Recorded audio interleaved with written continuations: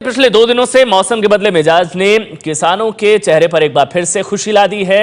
सर्दी कम पड़ने की वजह से फसल खराब होने की आशंका थी किसानों को, किसान परेशान थे, लेकिन अब उनकी चिंता दूर होती नजर आ रही है।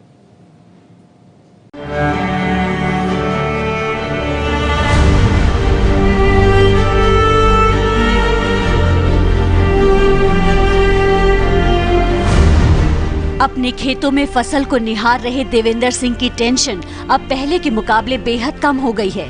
अमृतसर के मानवाला गांव में देवेंद्र गेहूं और सब्जियों की खेती करते हैं। पिछले साल के मुकाबले सर्दी कम पड़ने की वजह से देवेंद्र ही नहीं बल्कि उत्तर भारत के कई किसान गेहूं की फसल खराब होने के डर से परेशान थे।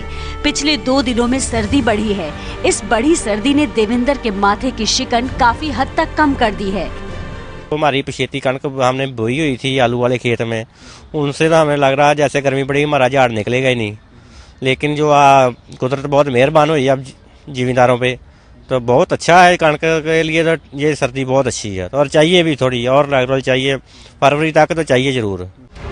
सिर्फ पंजाब में ही नहीं पूरे उत्तर भारत में दिसंबर और जनवरी महीने में औसत से कम सर्दी पड़ी है। दिल्ली में 1 जनवरी से 13 जनवरी तक अधिकतम तापमान 27 डिग्री और न्यूनतम तापमान 13 डिग्री सेल्सियस रहा, जो पिछले 10 साल में सबसे ज्यादा है।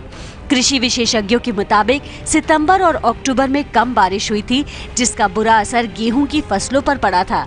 ऐसे में अगर सर्दी के मौसम में तापमान ज्यादा होगा तो गेहूं की बालियां पूरे आकार में नहीं खिल पाएंगी। जितना कूलनेस होगा, प्रोलॉन्ग कूलनेस होगा, तो व्हीट का जो दाना है वो थोड़ा बड़ा होता है और इससे यील्ड ठीक रहता है। अभी अगर इसी तरह से हो गया तो अर्ली मैच्योरिंग हो जाएगा। नुकसान, भारी नुकसान होगा इसमें किसानों को, खास करके कि उपज है नहीं। गेहूं की फसल को अच्छे तौर पर पकने के लिए औसतन 12 डिग्री सेल्सियस का तापमान होना चाहिए।